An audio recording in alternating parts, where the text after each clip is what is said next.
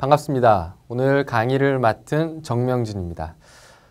저는 지금 현재 그 서울시 중구 명동에서 가디언즈 치과 대표 원장으로 있고요. 오늘 그 SP T-베이스 시스템에 대해서 강의하게 되었습니다. 오늘 이 강의를 저에게 맡겨주신 회사 대표님과 김송 박사님께 다시 한번 감사 인사를 드리고요. 오늘 제 강의는 사실 제가 임플란트에 정말 고수이거나 경험이 많은 사람도 아니고요. 구강외과나 보철을 전공하지도 않았습니다. 임상의로서 코엘메디를 10년 넘게 이제 사용하고 있고요. 그리고 그 SP 어버트먼트를 사용하면서 제가 느낀 점들을 한번 그냥 풀어내는 시간이라고 생각하시고 편안하게 영상을 봐주시면 좋을 것 같습니다. 코로나가 아니었으면 오프라인에서 여러분하고 직접 대면하고 이렇게 소통하면서 강의를 하는 좋은 기회가 됐을 것 같은데요. 아쉽지만 이렇게 이제 비대면이지만 온라인이지만 여러분과 함께 하게 되었고요. 저도 잘 한번 풀어보도록 하겠습니다. 이런 강의가 저도 처음이라서 좀 당황스럽기도 하고 좀 어색하기도 한데요. 아마 2시간 가까이 여러분들하고 얘기하면서 저도 이제 적응을 하게 될 것 같고요. 여러분도 역시 SPIT을 또 처음 만나면 어색하시겠지만 쉽게 적응할 수 있도록 제가 도움이 될 수 있도록 노력해 보겠습니다. 그럼 강의 시작하겠습니다. 자, 오늘 강의 내용은요. 일단 그 보철의 어떤 유형 그리고 T-베이스 시스템에 대해서 또 한번 말씀드리고 그리고 제 이제 임상 케이스들을 보여드리면서 마무리하도록 그렇게 해보겠습니다. 예. 이미 이제 보철의 유형이라든지 기본적인 내용들은 잘 알고 계실 테고요. 적용을 해서 임상에 아마 본인들에게 맞는 방법으로 잘 사용하실 거라고 확신이 되는데요. 한번 보겠습니다. 보통 우리가 일반적으로 이렇게 분류를 하면 스크류 리테인드, 그리고 스크류 시멘 리테인드, 그리고 세멘 리테인드로 이런 형태를 나누는데요. 저 같은 경우는 기존에는 그 세멘 리테인드나 스크류 세멘 을 같이 쓰는 방법들을 주로 사용했었습니다. 예. 그래서 일단 세멘 리테인드의 보철 형태를 보시게 되면 보통의 이게 어버트먼트죠. 지주대 역할을 하는 어버트먼트가 원피스 솔리드 타입의 형태가 있고 그리고 투피스의 형태가 있고 거기에 보철물을 합착하게 되는 접착하게 되는 방법을 쓰게 되는 것 같습니다. 그리고 이제 SRP, 스크류 리테인드 보철인 경우에는 보통 이제 알고 계신 UCLA 타입의 보철의 형태를 제작하게 되고요. 거기에 스크류로 바로 픽처와 연결하는 형태의 보철을 사용하게 됩니다. 그리고 이제 SCRP라고 해서 스크류와 세멘을 동시에 쓰는 많은 선생님들이 이제 쓰고 계시고 저 역시도 이제 많이 쓰고 있는 타입인데요. 이런 경우는 기존의 세멘 타입하고 똑같지만 스크류 타입의 장점인 홀을 연결해서 이걸 합착을 한 다음에 나사로 다시 이중으로 연결해주는 방법을 쓰게 됩니다. 이런 경우에 이제 많은 편리성들이 있죠. 두 가지가 갖고 있는 장점들을 결합할 수 있긴 하지만 그래도 여전히 세멘을 사용하는 그런 문제들이 생길 수 있고요.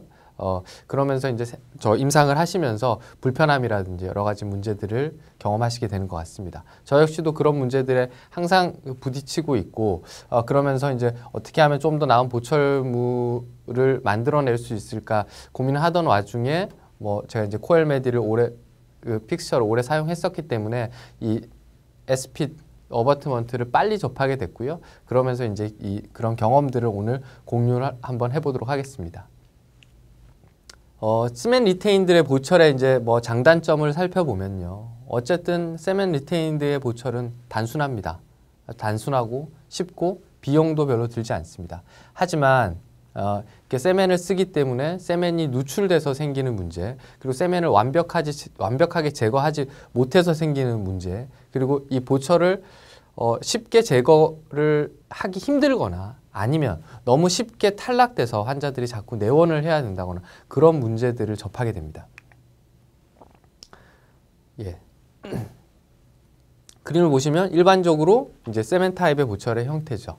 이렇게 접합을 하게 되면 세멘이 남는다거나 그런 문제들이 생길 수 있고요. 쉽게 연결할 수 있지만 이렇게 이 제거한 어버트먼트를 보면 주변에 세멘들이 많이 묻어 있는 익세스 세면이 제거되지 않는, 특히나 치은 연화에 깊이 들어와 있는 픽스처에는 제거하기 상당히 힘든 경우들이 많습니다. 그리고 대부분 또 원장님들이 실제 세면을 제거하는 과정에서 직접 하시기보다는 스태프들에게 의존하는 경우들이 굉장히 많은데요. 실제로 꼼꼼하게 제거되는 경우들이 많지 않은 것 같고, 뭐 그런 문제를 해결하기 위해서 어떤 선생님들 같은 경우에는 다이상에다가 캐스트상에서 한번 그 세면을 아주 얇게 바른 다음에 끼웠다 빼서 세면을 얇게 핀 다음에 세팅을 하는 경우들도 볼 수 있는데요. 이제 그런 번거로움들이 결국은 생기고, 그럼에도 불구하고 익세스 세면이 남아있지 않는다라고 확신하기는 힘들 것 같습니다. 다음은 스크루 리테인드 보철의 형태인데요. 스크루로 이제 조으다 보면 여러 가지 장점이 있죠. 아까 이렇게 넣었다 뺐다 하는 과정에서 탈락된다거나 이런 경우도 줄일 수 있고요. 신미성도 조금 더 높일 수 있고 이런 부분들이 있지만, 어쨌든 임상에서 적용하기에 비용적인 부분들이 코스트가 올라가고요. 스크루 리테인드를 썼을 때, UCLA 타입을 썼을 때는 요즘 많이들 하고 계신 디지털적인 요소들을 적용하기가 상당히 어려운 부분들이 있습니다. 저 역시 이제 올해 치과 좀 이렇게 개보수를 하고 리모델링 하면서 기공실을 이제 원내에 이제 넣게 됐거든요. 그러면서 저도 디지털 장비들을 많이 도입을 했는데, 그러면서 제가 SP과 함께 더 빨리 친해질 수 있었던 것 같습니다.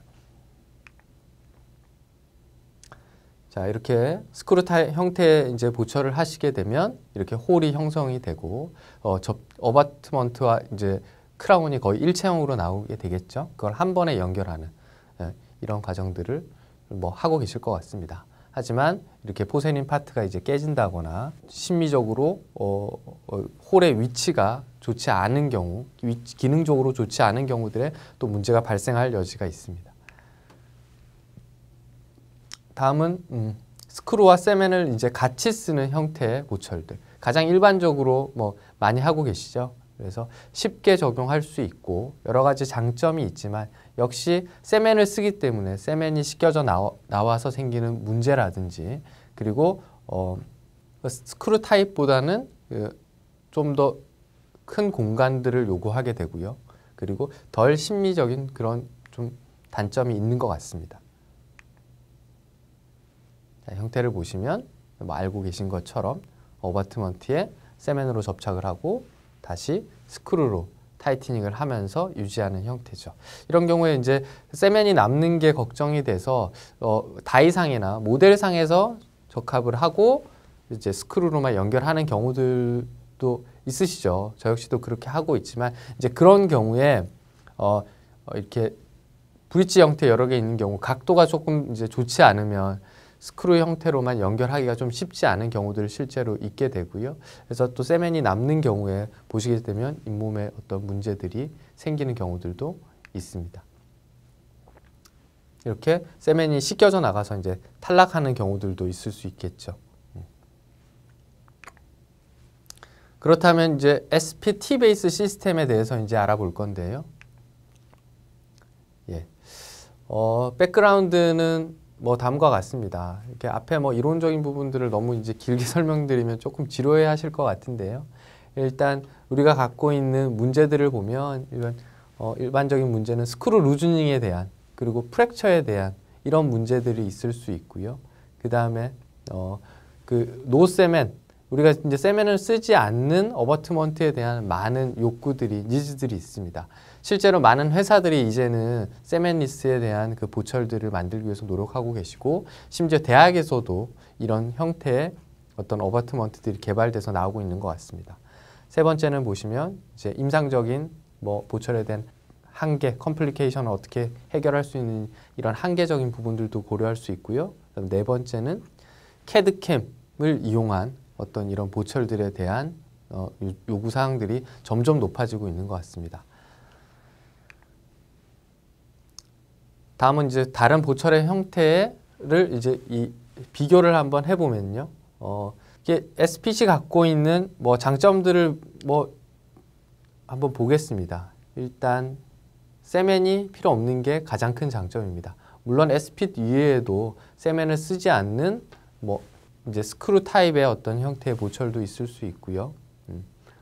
그리고 두 번째는 페리 임플란타이티스에 대한 익세스 세멘이 이게 잔존할 가능성이 아예 없기 때문에 스크류 타입과 마찬가지로 매우 낮다고 볼 수 있습니다.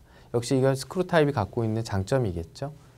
그리고는 신미성입니다. 신미성은 스크류 타입이 갖고 있는 장점, 그리고 그 크라운 하이트를 위한 최소 요구량이 매우 적기 때문에 우리가 그런 경우에도 심미적으로 확보를 할 수가 있고, 그리고 S핏의 장점은 간단한 컴포넌트, 그 스크루를 교체하는 것만으로도 앵글들을 쓸 수 있기 때문에 이런 장점을 극대화시킬 수 있는 것 같습니다.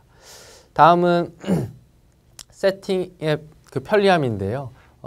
한번 써보신 그 스크류의 형태의 어떤 보철물을 써보신 분들은 아시겠지만 세멘 타입이라든지 SCRP 타입을 쓰실 때보다 굉장히 편리하게 세팅을 할 수 있고요. 그리고 세팅 타임도 짧고, 그리고 뭔가 문제를 생겼을 때 풀어내고 다시 재제작을 한다거나 했을 때도 굉장히 편리합니다. 그런 부분에서 굉장히 큰 장점이 있는 것 같고요. 다음은 제가 사실 이렇게 화면이 잘 보이지 않습니다. 옆에 서 있기 때문에 제가 조금씩 좀 움직이도록 하겠습니다. 예. 다음은 오클루절 하이트에 대한 적응증인데요. 최소 요구량이 굉장히 적습니다. 카라 높이를 1mm로 최소 1mm를 잡았을 때 그 어버트먼트에 요구되는 그 위 상부의 높이는 3.6mm 정도밖에 되지 않거든요. 거기에 스크루 홀을 유지하기 위한 2mm를 보탠다고 하더라도 6.6mm, 7mm가 안 되는 수준에서 보철물을 제작하실 수가 있습니다. 보통 우리가 8mm가 넘어가야지 세멘 타입이든 스크루 타입을 안정적으로 유지하실 수가 있고, 그리고 스크루 타입을 위한 공간들을 만들어낼 수 있지 않습니까? 그렇지 않는 경우에 탈락이라든지 유지의 형태들 문제들이 생기게 되는데요. 실제로 임상하시다 보면 환자분들의 치관 자체가 워낙 짧거나 뭐 그러면 안 되겠지만 식립하는 위치가 적절하지 못해서 이렇게 충분한 공간을 만들어내지 못하는 경우들도 있는데요. 그러기에는 조금 더 유리한 부분이 있는 것 같습니다. 그리고 마지막으로 비교해 볼 부분은 이제 캐드캠을 사용할 수 있느냐 없느냐인데요.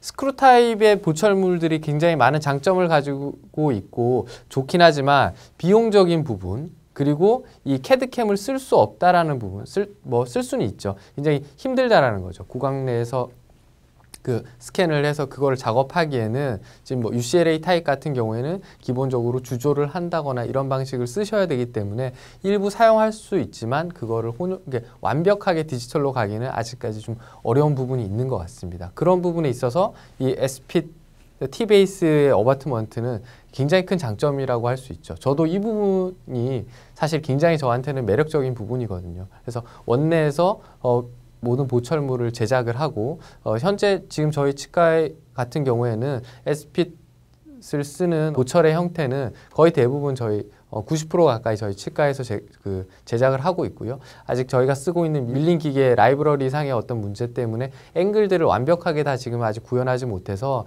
이 지정된 센터 기공소를 이용하고 있긴 하지만 거의 대부분은 S핏 저희 원내 기공소에서 직접 해서 제작을 하고 있기 때문에 어떤 디자인의 보철의 디자인의 형태에 제가 훨씬 더 관여할 수 있고요. 그런 환자분들하고 소통에서도 굉장히 도움이 되는 것 같습니다. 다음은 그 S핏의 특징들을 한번 보겠습니다. S핏은 일단 두 가지 단어의 합성어입니다. S가 뭔지 되게 궁금하시잖아요. 저도 처음에 이 S가 뭐 슈퍼라든지 뭐 슬림이라든지 이런 게 약자가 아닐까라고 생각했는데 스프레드 핏입니다. 스프레드 핏. 스프레드는 이렇게 약간 펼친다는 거잖아요. 어버트먼트 상부에 있는 판 스프링이 스크루가 연결되면서 펼쳐주고 그 판 스프링 자체가 지르코니아 크라운을 한 번에 잡아주는 아주 이 구조를 한마디로 아주 명쾌하게 설명해주는 단어가 아닐까 싶습니다. 아무래도 우리 김수홍 박사님이 장명 센스가 있으셔서 여러 제품들이 와이파이 멤브레인이라든지 아주 재밌는 이름들이 많잖아요. 그래서 아마 이런 이름이 탄생하지 않았을까 싶네요. 그리고 두 번째는 보면 아주 단순한 구조입니다. 그래서 진료 시간을 감소시킬 수 있고 세팅 타임을 굉장히 줄여주고, 그리고 문제들이 생겼을 때 해결하기 굉장히 쉬운 그런 부분들이 장점인 것 같고요. 세 번째는요, 사이드 이펙트를 또 막을 수 있다. 아까 얘기했지만 과도한 세멘이 흘러나가서 그 임플란트 주위염을 야기한다거나 그런 부분들을 최소화시킬 수 있는 것 같고요. 그리고 뭐 세멘을 쓰는 경우 워시아웃 되면서 또 탈락한다거나 이런 부분 생길 수 있지만 그런 부분도 잡아주고 있는 것 같습니다. 네 번째는 심미적인 보철 형태입니다. 특히나 전치부 같은 경우나 뭐 지르코니아 크라운을 사용하게 되지만 또 앵글들을 아주 간단하게 쓸 수 있으면서 그런 부분들을 심미적으로도 많이 개선할 수 있는 부분들이 있는 것 같습니다. 다섯 번째는 또 아까 얘기했지만 결국 앵글들을 쓰기 때문에 전치부에 유리하고 구치부에서는 또 아까 오클루잘 하이트가 아주 최소인 경우에도 쉽게 적용할 수 있는 거죠. 그 최소한 높이를 만들기 위해서 특히 하악 같은 경우에는 그 하치조 신경이 굉장히 상방에 있을 때 그 공간이 부족해서 좀 임플란트를 식립할 때 조금 힘듦을 다들 느끼고 계시죠. 그래서 좀 깊이 심고 싶은데 깊이 적용하기 힘들거나 그리고 크라운 치간이 워낙 짧은 경우에 깊이 심었지만 충분한 공간을 형성할 수 없을 때조차도 이런 부분들을 어느 정도 해결할 수 있는 것 같습니다. 하지만 그래도 뭐 뭐니 처음부터 이제 치료 계획을 잘 세우고 준비를 잘 하셔야 되겠죠.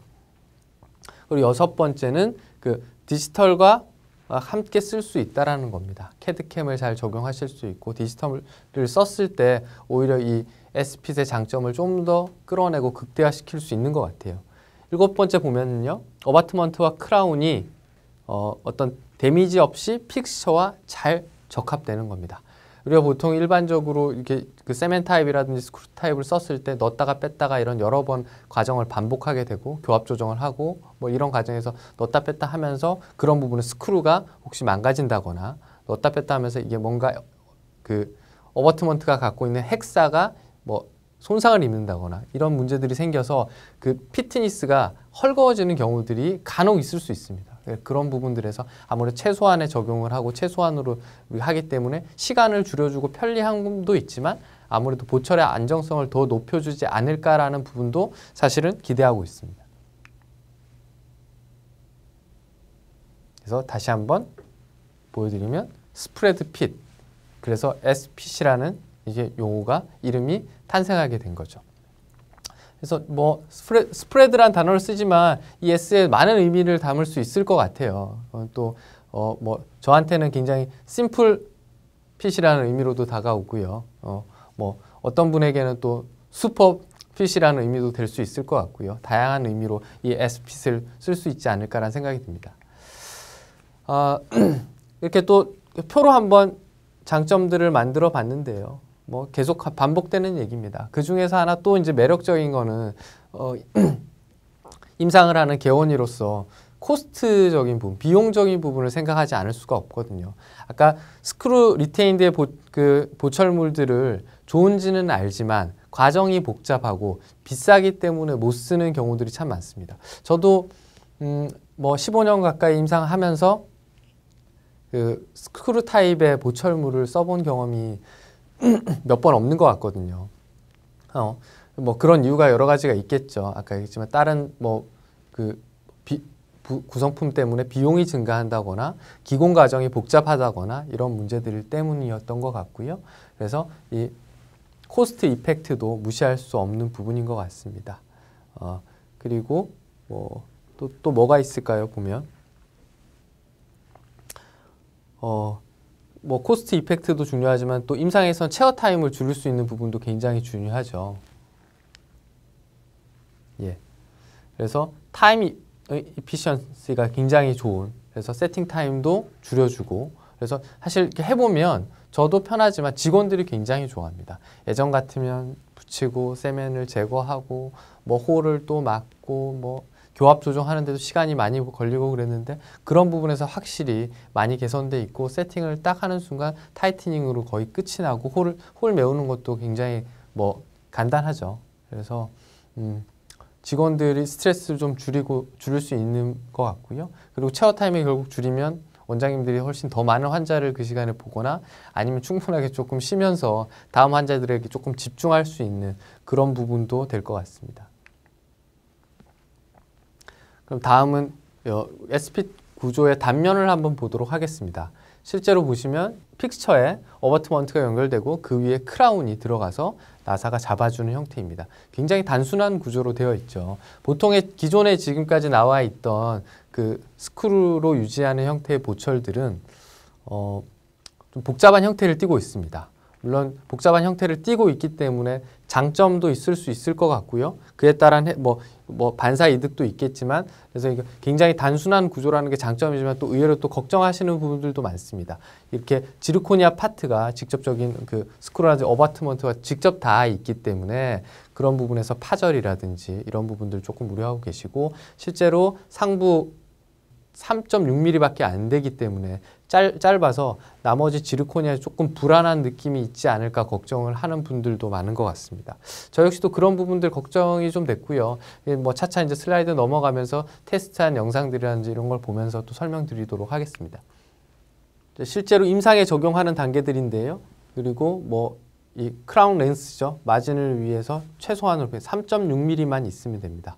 이거 형성이 되고 그 위에 물론 스크루 홀을 막아줘야 되기 때문에 제가 생각할 땐 2mm 정도는 공간이 있어야지 어느 정도 템포러리 레진을 넣고요. 그 위에 뭐 프로브 레진을 채워서 떨어지지 않고 유지할 수 있는 공간이 되는 것 같습니다.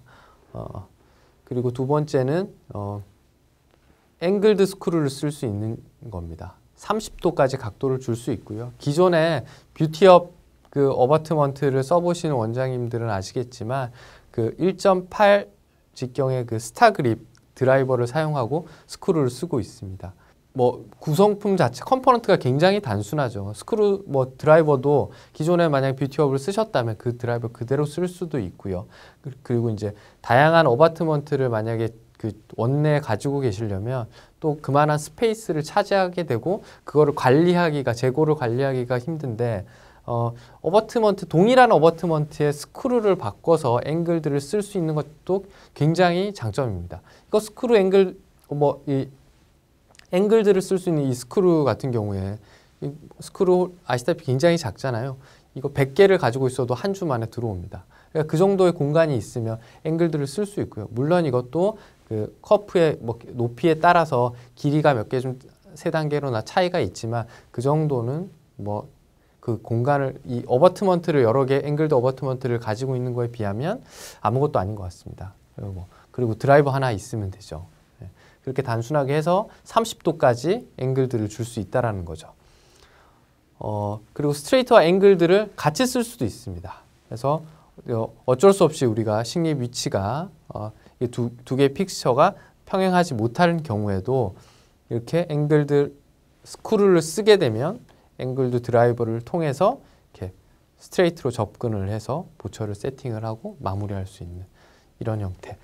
사실 이런 경우에는 스트레이트를 쓸 수도 있겠죠. 뭐 디스탈로 이렇게 너무 좀 홀이 교환면의 형성이 안 되니까 앵글들을 쓰셨지만 심미적이거나 아마 인접치하고의 문제가 없고 최후방 구치라면 사실은 그대로 쓸 수도 있지 않을까라는 생각이 듭니다. 하지만 우리가 아까 인접치하고의 관계라든지 그리고 뭐 교환면의 형태에 따라서 우리가 적절한 위치에 만들어주고 싶다면 정상적으로 식립된 경우도 앵글들을 쓰면 어떨까라는 생각을 제가 이제 최근에 한번 해보고 있거든요.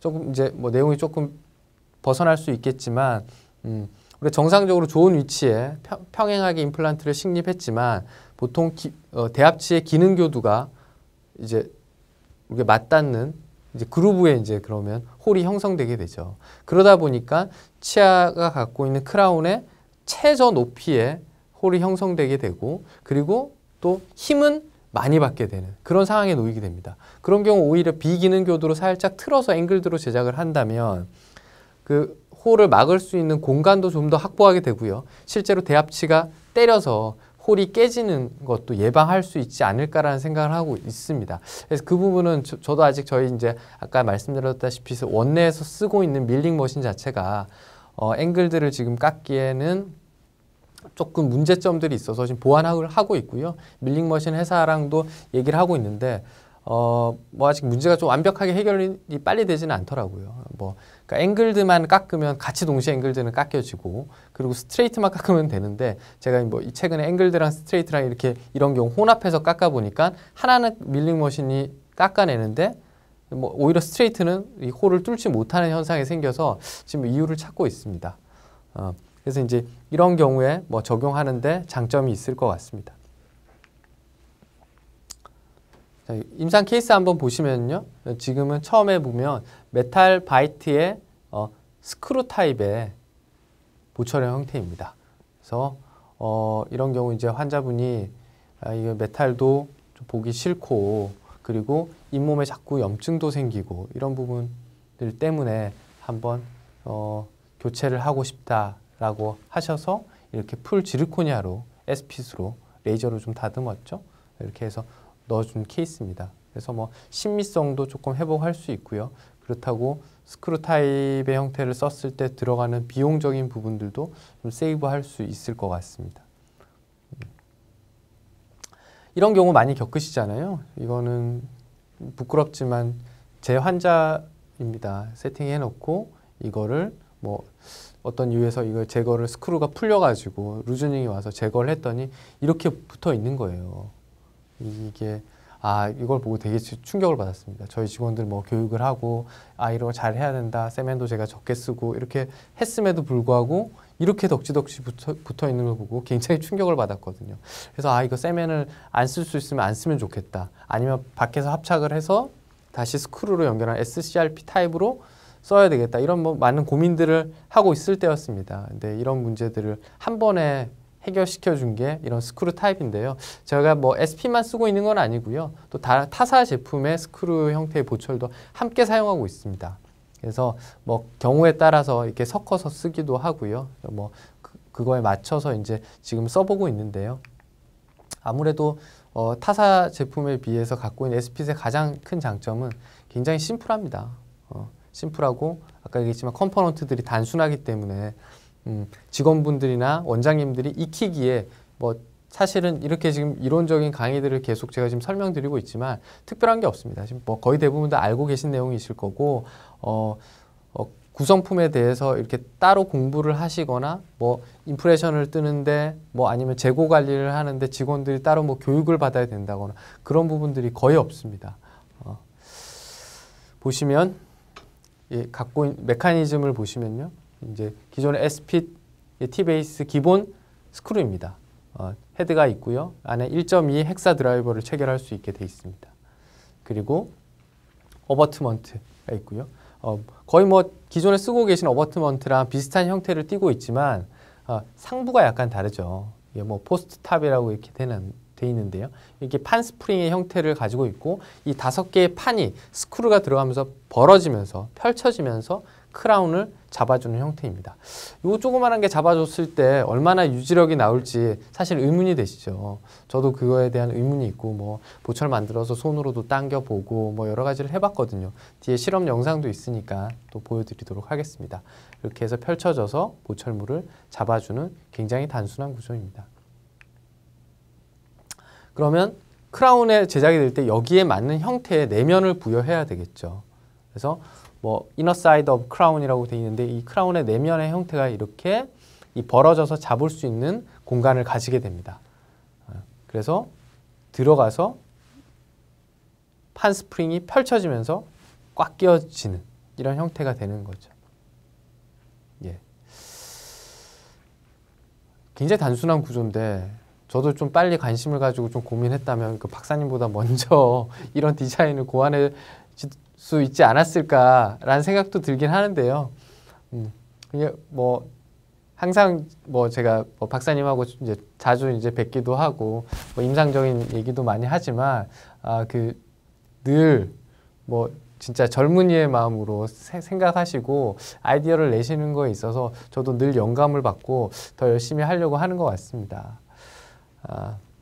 그래서 메커니즘 보면요. 다시 보면 SPT 베이스의 크라운은 아주 픽스처에 딱 커넥션이 되고 그리고 또 이 SP 베이스 스크루가 또 1.2 헥사 드라이브를 통해서 체결이 되고요.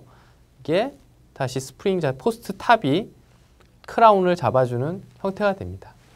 아주 단순하죠. 그래서 단순하기 때문에 뭐 문제가 일어날 가능성도 물론 있을 것 같고요. 아까 얘기했지만 크라운이 빠지지 않을까라는 걱정도 되고요. 뭐 판스프링이 부러지지 않을까. 뭐 저도 그래서 판스프링 제가 손가락으로 눌러도 보고요. 이렇게 많이 해봤거든요. 그리고 어바트먼트의 디자인을 보시면 디자인이 픽처랑 딱 연결됐을 때 뭐 30 마이크로미터 정도의 간극이 생깁니다. 제가 알기로는 초창기 디자인은요, 이런 간극 없이 테이퍼드 형태로 돼 있었는데요. 그러다 보니까 어바트먼트가 픽처 내부로 이렇게 들어가는 싱크다운 현상이 생기고 그것들을 저지할 수 없어서 지금은 오히려 한 30 마이크로미터 정도의 갭을 만들어주고 턱을 만들어주는, 그래서 더 이상 내려가지 않도록 해놨는데요. 30 마이크로미터가 아마 우리가 디지털이라든지 인상의 기공 과정에서 생길 수 있는 오차 범위의 한도라고 생각을 하셔서 이렇게 구현하신 것 같아요. 전 처음에 이 공간을 없애면 더 좋을 건데 왜 30 마이크로미터를 이렇게 만들어 뒀는지 저도 조금 궁금했었거든요. 그래서 생각해 보면 저희가 디지털을 하던, 그리고 실제 뭐 아날로그의 뭐 어떤 임프레션을 떠서 석고 모델을 만들건 이런 부분에 오차가 생길 수 있고 그런 피트니스들을 적용하기 위해서 30 마이크로미터 정도의 공간을 준 것 같습니다. 그래서 실제로 이게 세팅이 되고 나서 뭐 싱크다운이 생기더라도 완전히 딱 들어가더라도 30 마이크로미터 이내에서 해결이 된다라고 보시면 될 것 같습니다. 그리고 이제 세멘을 쓰지 않기 때문에 어버트먼트와 그 크라운 사이로 박테리아가 침투하는 게 아니냐. 입안은 정상적으로도 우리 세균들이 많잖아요. 바이오필름들이 들어가서 형성되게 되면 그 자체가 뭐 이 치아처럼 우식을 일으킨다거나 이러지는 않겠지만 뭐 냄새 생길 수도 있고요. 들어가 있는 세균들 때문에 주변으로 또 임플란트 주위염이 생길 수 있기 때문에 그런 부분 걱정하실 수도 있는데요. 이렇게 한번 테스트를 회사에서 이렇게 보니까 하셨네요. 실제로 세팅을 하고, 그래서 기존의 어떤 연구하는 방법에 따라서 세균, 박테리아 들어있는 배양액에다가 이제 집어넣고 1시간, 6시간, 24시간이 지나도 유지가 되는 것을 볼 수가 있습니다. 근데 이 부분은 생각해 보면 세멘으로 유지하는 형태의 보철들도 시간이 지나면서 세면이 워시아웃 되는 경우들을 우리가 많이 보잖아요. 그러면 그 틈으로 세균들이 들어가죠. 그거보다 오히려 세면이 공간이 빠져나가고 생기는 것보다 여기서 긴밀하게 잘 맞춰준다면 오히려 더 유리하지 않을까라고 생각해 봅니다. 예, 다음은 제가 아까도 말씀드렸지만 그거 조그마한 판 스프링으로 아주 한 0.5mm 정도의 어떤 힘으로 이게 크라운을 과연 잡을 수 있을까? 그게 제일 저는 걱정이 됐었거든요. 실제로 테스트한 영상입니다. 고노 게이지를 통해서 이제 크라운을 연결을 하고요. 한번 볼까요? 그리고 이제 일정한 힘으로 이제 당기는 테스트입니다. 그래서 토크는 우리가 제조사에서 권고하는 35N으로 힘을 준 다음에 한 번만 줬어요, 실제로. 예. 보통 저희가 임상에서 하실 때는 한 번 주고 뭐 스크루 이펙트 때문에 5분 정도 있다가 뭐 다시 준다거나 이런 방법을 쓰시잖아요. 자, 그래서 이렇게 당겨 보겠습니다.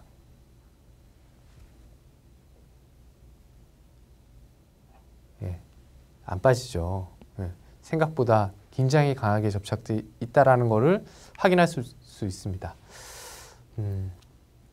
그리고 이제 아까 또 크라운이 실제로 이제 세멘을 안 쓰는 제품이랑 세멘을 안 쓴 SPC랑 또 비교한 게 있어요. 당겨 보니까 SP 같은 경우에는 뭐 240Nm, N이 넘는 정도에서 결합이 끊어졌는데요. 세멘을 쓴 보철인 경우에는 140N 정도에서 빠졌다고 합니다.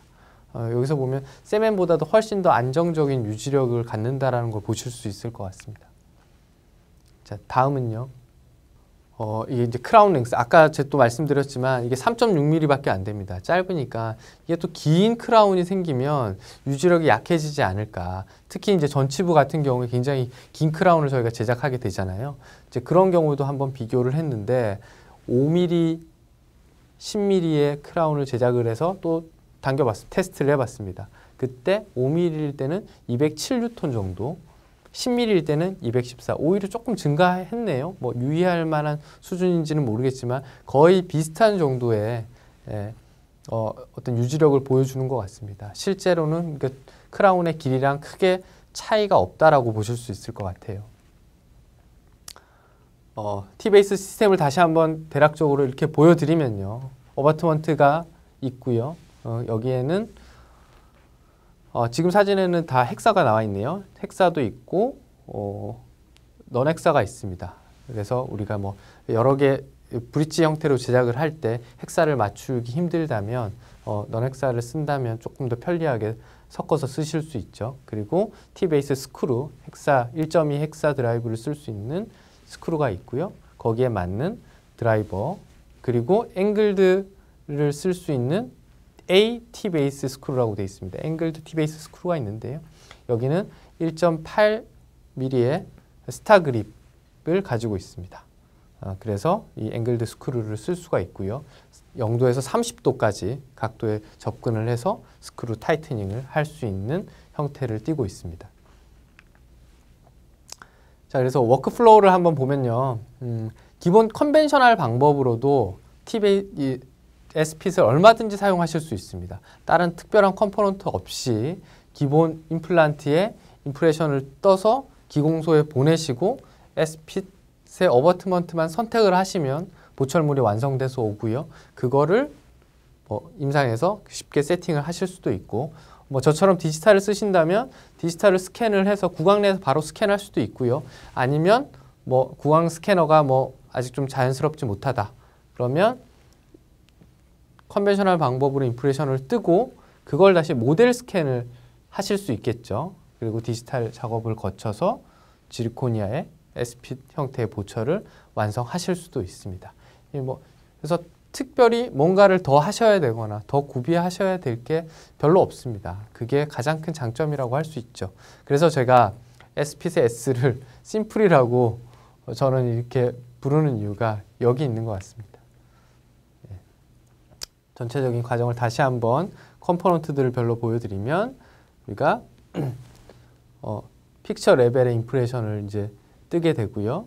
뜨게 되는 컨벤셔널 방법들은 이런 임프레션 코핑들이 있죠. 그리고 코엘메드에서 나오는 바이트 임프레션 코핑도 있습니다.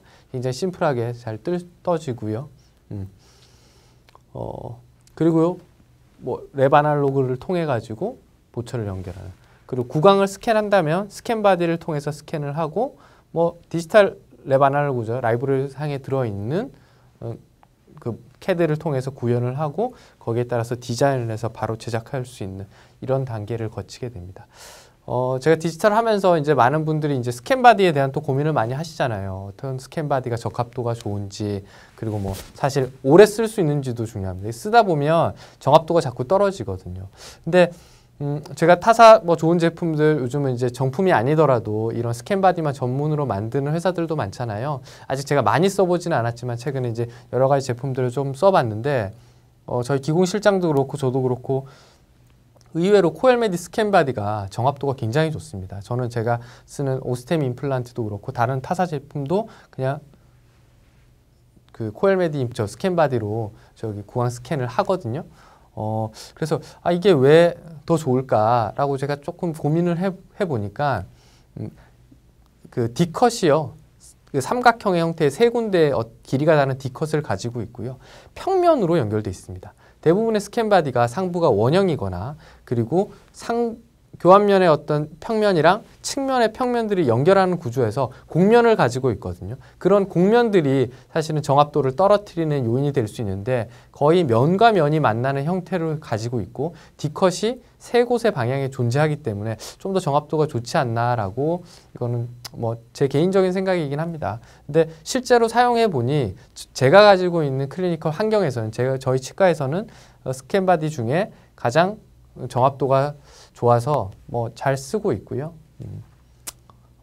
다른 제품 임플란트들까지도 스캔할 때 지금 쓰고 있습니다. 네, 다음은 T-베이스의 구조를 한번 보도록 하겠습니다. 카탈로그나 홈페이지를 통해서 확인하실 수 있는데요. 간단하게 우리가 아까도 말씀드렸지만 헥사의 구조를 가지고 있는 그 T-베이스가 있고요. 그리고 넌-헥사의 구조를 가지고 있는 T-베이스가 있습니다. 넌-헥사의 경우에는 브릿지를 연결하신다거나 할 때 좀 더 도움이 될 것 같고요. 그리고 이제 직경이 3.8, 4.5, 5.5 이렇게 세 가지의 형태를 띠고 있고요. 길이는 아까 동일하게 다 3.6mm의 길이를 가지고 있고 이게 아까 있지만 긴 크라운의 경우에 조금 구조적으로 불리하지 않느냐라는 요청들이 많아서 아마 제가 듣기로는 이게 좀 더 긴 5mm 정도 되는 랭스의 어떤 T-베이스가 곧 출시될 거라고 얘기를 들었습니다. 그러면 그때 가서는 또 뭐 저도 한번 써볼 거고요. 이용해 보실 수 있을 것 같고 그리고 이제 커프의 높이가 뭐 1mm, 2mm, 4mm까지 이렇게 네 가지 종류가 있고요. 그러니까 갖고 있는 앵글의 정도는 15도로 이 세 가지 라인업이 다 동일합니다. 그래서 이제 보시면 이제 3.8, 4.5, 5.5 이런 직경의 정도를 차이를 확인하실 수 있고요. 뭐 구치부 같은 경우에 이제 아까 얘기했지만 너무 작은 것만 쓰시면 조금 불편해서 뭐 5.5 정도를 쓰시는 게 좋을 것 같고요. 저 같은 경우는 힐링 어버트먼트 굉장히 큰 사이즈를 좋아합니다. 심지어 7mm, 8mm까지도 이제 쓰고 있는데요. 그런 경우에는 이제 넣고 놨을 때 공간들이 생겨서 커스텀 어버트먼트를 주로 썼을 때는 그런 부분들이 더 장점이 됐지만 그래서 최근에는 오히려 이제 6mm, 뭐 5mm 이런 그 힐링 어버트먼트를 많이 쓰고 있는데요. S핏을 이제 넣기에 적절한 것들을 쓰고 있죠. 5mm 힐링을 쓴 다음에 4.5 직경을 쓰시면 거의 딱 적절하게 환자분들이 불편하지 않게 보철물을 세팅할 수 있을 것 같습니다. 그리고 스크루의 형태를 보면요. 스크루는 아까 말씀드렸다시피 일반적인 스크루 1.2 헥사 드라이버를 쓸 수 있는 스크루가 있고요. 그리고 앵글들을 쓸 수 있는 1.8 스타 그립의 스크루를 가지고 있습니다. 그래서 뭐 저는 이제 뷰티 오브 어바트먼트부터 썼기 때문에 이 나사를 써봤는데요. 처음에는 조금 어색하세요. 넣고 이제 돌리려고 하면 잘 안 돌아가고 안 끼는 느낌을 좀 못 받는데 몇 번 써보시면 이게 스타 쉐입이 딱 박혀가지고 잡아주는 보면 이게 자세히 보시면 여기서도 확인하실 수 있지만 이 옆면만 이게 6개의 별 형태를 띠고 있는 게 아니라요. 이 내면도 약간 볼록하게 입체 형태를 가지고 있습니다. 그래서 이 드라이버의 형태가 입체적으로 이 옆에서만 잡아주는 게 아니고 하방에서도 같이 잡아줄 수 있는 구조를 가지고 있거든요. 그래서 그 구조를 조금만 이해하신다면 딱 넣었을 때 딱 인게이지 되는 느낌을 받으실 수 있고 그러면 충분히 35N, 40N까지도 토크를 주는데 전혀 문제가 없는 것 같아요. 초반에는 이제 제가 그래서 이게 토크가 잘 안 주어진다, 뭐 조금 이게 마모된 거 아니냐 이런 의심이 있었는데 그게 뭐 제품의 문제가 아니라 제가 이거를 잘 못 시켰던 거더라고요. 그래서 이거는 써보시면 그 느낌, 그 손으로 느낄 수 있는 느낌 굉장히 단순하거든요. 한 번만 써보시면 쉽게 적응하실 수 있을 것 같아요. 그래서 이런 전치부에 뭐 앵글들을 줬을 때 30도까지 특히 이제 소구치, 제1 소구치, 4번 치아 같은 경우 상악에서 굉장히 그 각도 잡기가 쉽지 않잖아요. 그런 경우에 앵글들이 굉장히 유용하게 쓰이는 것 같습니다. 그래서 이 스크루의 대략적인 형태를 보시면 아까 얘기했지만 직경은 동일하게 2.3mm의 다이아미터를 가지고 있고요. 내면에 1.2 헥사, 여기는 1.8 스타 쉐입을 가지고 있고요. 길이는 아까 커프에 따라서 10.6, 11.6, 12.6, 13.6의 형태를 띠고 있습니다. 그래서 이 정도 컴포넌트를 요 나사만 이 네 가지를 구비하시면 어버트먼트를 별도로 뭐 구비하는 것 없이 앵글들을 쓸 수 있는 장점이 있는 거죠. 네, 다음 이제 그 보철을 마무리하는 이제 고려사항들을 보면요. 우선 그 보철물과 어버트먼트의 사전 적합도를 확인 한번 하시고요. 그리고 이제 보철물이 픽스처와 연결되고 그래서 그 스크루가 잘 펼쳐지는지 한번 체크를 한 다음에 들어서 우선 손으로 타이트닝을 하시고요. 그리고 이제 어느 정도 안정이 돼서 이 크라운이 빠지지 않는 상황이 되면 그때 라쳇으로 돌려서 35N 정도를 딱 주시면 끝이 납니다. 아까 말씀드렸다시피 스크루 이펙트들이 있기 때문에 조금 더 이제 그 안정성을 스크루 루즈닝을 더 예방하고 싶다 하시는 분들은 5분 정도 기다렸다가 다시 한번 타이트닝을 해주시는 게 그 스크루를 유지하는 좋은 방법이지 않나 싶습니다. 실제 이제 케이스들을 한번 보면서 쭉 일련의 보철 과정들을 한번 보여드리겠습니다. 그래서 루즈 커넥트가 된 경우입니다. 완전히 적합되지 않은 경우죠. 그러니까 실제로 꽉 눌러서 보철이 들어가고 좋은 다음에는 최종 하고 나서 꼭 뭐 다 엑스레이 찍으시겠지만 이렇게 찍어 보실 필요가 있어요. 그래서 이게 다 들어가지 않게 되면 스크루가 빠지는 원인이 됩니다. 제가 나중에 보여드릴 임상 케이스에도 그런 분이 한 분 계셨고요. 그리고 체결한 다음에 다시 확인했을 때 이렇게 잘 적합이 됐는지, 뜨는 부분은 없는지 한번 확인해 볼 필요가 있을 것 같습니다. 브릿지의 형태를 또 나사를 연결하실 때는 우리 뭐 자동차 타이어 교체하러 가거나 공업사 가서 보신 분들은 알겠지만 타이어 나사를 풀 때 돌아가면서 시계 방향으로 이렇게 딱 풀지 않잖아요. 대각선을 이렇게 별처럼 이렇게 돌아가면서 나사를 조우고 풀게 됩니다. 한쪽으로 이렇게 들어가면 뒤틀리는 효과가 생기겠죠. 역시 마찬가지입니다. 그리고 한 번에 조우지 않죠. 한 번씩 다 조우고 두 번, 세 번에 걸쳐서 조웁니다. 역시 저희가 이 브릿지의 형태의 SP 베이스를 연결할 때도 마찬가지고요. 손으로 한 번 이렇게 본인이 원하는 순서대로 이렇게 조우고 난 이후에 다시 라쳇을 써서 한 번에 35N까지 체결하는 게 아니라 15N에서 20N 사이에 한 번, 그리고 또 25N까지, 그리고 마지막에 한 30N까지 한 두 번에서 세 번 정도의 단계를 나눠서 체결하시는 게 안정적으로 이 베이스가 세팅되는 것 같습니다.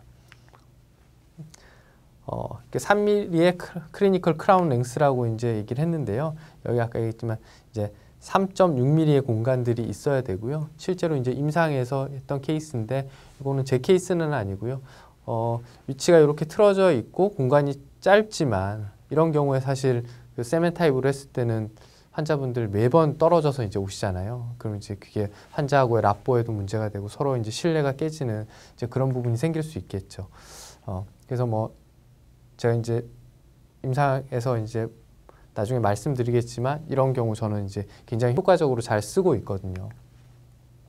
그리고 이제 전치부에 앵글드 스크루를 썼을 때 이런 부분, 전치부 보면 앞쪽에 당연히 그 상악골의 형태적 때문에 원인 때문에 이렇게 전방으로 돌출되는 형태가 될 수밖에 없습니다. 이럴 때 스트레이트를 쓰게 되면 라비알에 이제 홀이 노출되게 되겠죠. 이때 앵글들을 써서 이제 쉽게 이렇게 신미성을 확보할 수 있는 형태가 됩니다. 이렇게 30도 각도까지 틀어줄 수 있다라는 거죠. 그래서 세팅된 사진의 모습입니다. 엑스레이 상에서 이렇게 긴밀하게 잘 세팅이 됐는지 확인해 보실 수 있고요. 뭐 임상이 이제 진행되는 과정들 보시면 이거는 바이트 임프레션 코핑이죠. 바이트 임프레션 코핑을 통해서 임프레션을 뜨고 그리고 기록물이 제작돼서 앵글들을 써서 맞춰보는 거죠.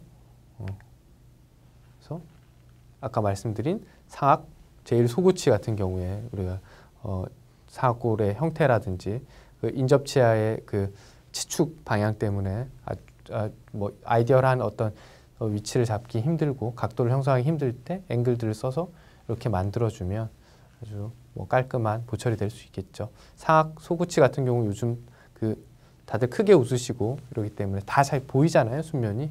예전 같으면 뭐 심미적인 부위가 아니라고 할 수 있지만 예전에는 뭐 송곳니부터 송곳니까지 3번에서 3번 사이를 뭐 에스테틱 존이라고 했지만 지금은 그렇지 않거든요.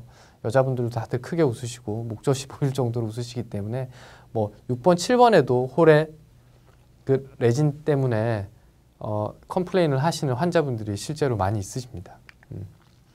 그래서 제작하는 과정, 이렇게 스캔 바디를 넣고 실제로 우리가 임상에서 우리 컨벤셔널 방법으로 임프레션을 그 실리콘 인상을 떠서 보내도 기공소에서는 이런 과정을 거친다는 거죠. 나는 뭐 아직 디지털 안 해, 디지털 못 믿겠어, 뭐 다 우리는 아날로그야라고 하셔도 실제 디지털을 안 하시는 원장님은 아마 대한민국에 거의 없지 않을까 싶어요. 골드랑 PFM만 하시는 원장님들 거의 안 계시잖아요. 실제로 보내면 기공소에서는 스캔을 하고 캐드캠을 통해서 디자인을 하고 보철을 제작해서 저희한테 보내주십니다. 그래서 원장님들께서 병원 내에 디지털 장비가 없다고 해서 디지털을 안 쓴다라고 할 수는 없는 거죠. 그래서 이 SPit을 뭐 썼을 때 아까 제가 처음에 말씀드린 장점 중에 하나가 디지털을 좀 잘 활용할 수 있다라는 겁니다. 그래서 앵글드 스크루 드라이버가 들어간 사진 다시 한번 보여드리고요. 실제로 구강 내에 체결됐을 때 이런 형태로 이거는 스트레이트, 얘는 앵글드 이렇게 써서 패럴렐하게 연결할 수 있다는 거죠. 예. 그리고 상악 구치에서 브릿지 형태 4번, 6번, 7번의 임플란트 3개가 들어갔을 때도 뭐 3개 정도까지도 각도가 조금씩 틀어져 있지만 충분히 세팅하는데 문제가 없고요. 예. 예. 임프레션 실리콘 인상 떠서 레바논으로 연결하고요. 석고 모델을 만든 다음에 이거를 스캔하겠죠. 모델 스캔을 해서 제작을 한 다음에 피팅을 맞춰보는 과정입니다. 실제 환자의 구강 내에 들어갔을 때 사진이고요. 예, 이렇게 홀을 딱 메우고 나면 깔끔하게 교합 조정하고 마무리하실 수 있습니다. 예, 엑스레이 상에서 봐도 굉장히 잘 접합된 게 확인되시죠. 자, 지금까지 전체적인 그 SPIT의 특징과 장점들을 설명드렸고요. 그리고 임상 과정들을 간략하게 한번 보여드렸습니다. 잠시 쉬었다가 그리고 이제 나머지 제가 임상에서 실제로 했던 케이스들과 함께 설명드리도록 하겠습니다.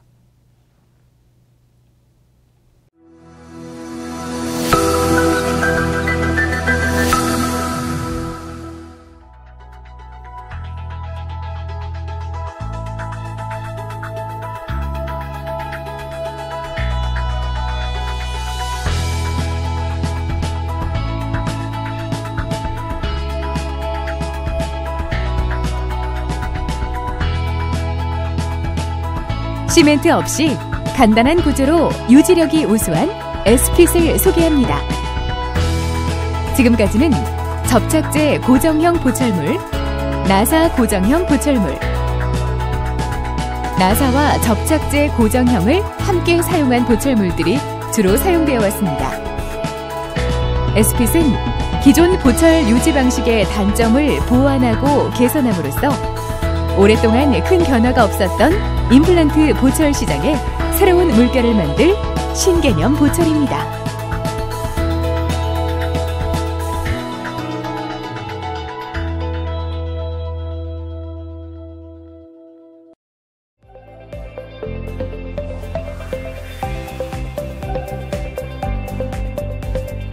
SPIT 타이 베이스 시스템은 낮은 보철 높이, 파절 방지, 임플란트 주위염 예방, 침하 및 스크류 풀림 방지 등 다양한 특징을 가지고 있으며 전용 앵귤레이티드 스크류 채널로 다양한 각도에서 시술을 할 수 있는 특징이 있습니다.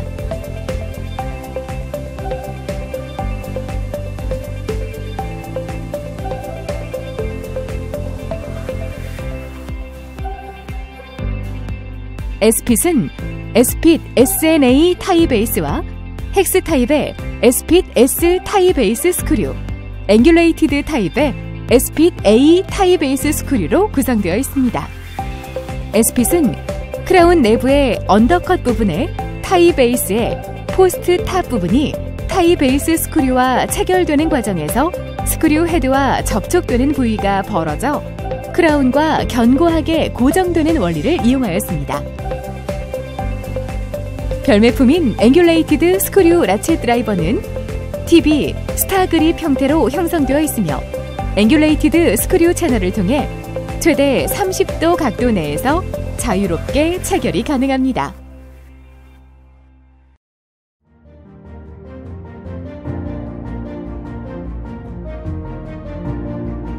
시술 부위에 임플란트 픽스처를 식립합니다.